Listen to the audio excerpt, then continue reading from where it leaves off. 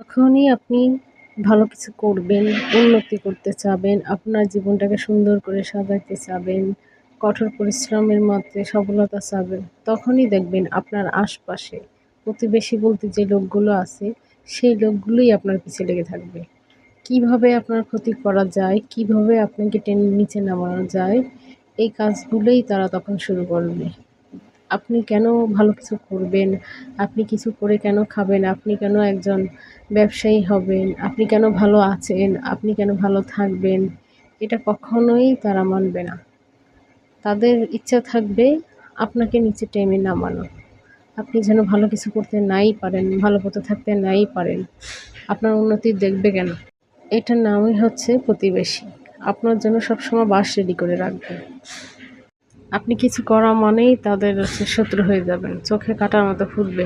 তাদের চোখে শত্রু হয়ে যাবেন আপনি। যেভাবে হোক আপনাকে নিচে নামাইতেই হবে। এটার নাম হচ্ছে প্রতিবেশী। এরা হচ্ছে আপনার প্রতিবেশী। প্রতিবেশী বলতে বুঝছেন যে প্রতিবেশী কাকে বলে? আমি তো জানি এরাই হচ্ছে প্রতিবেশী। যখন আপনি ভালো কিছু করবেন, ভালো কিছু করার চেষ্টা করবেন, উন্নতি করার চেষ্টা করবেন, একা কঠোর পরিশ্রম করে যখন ভালো কিছু করবেন, উপরওয়ালা ভালো চাইলেও এই মানুষগুলো আপনার ভালো চাইবে না।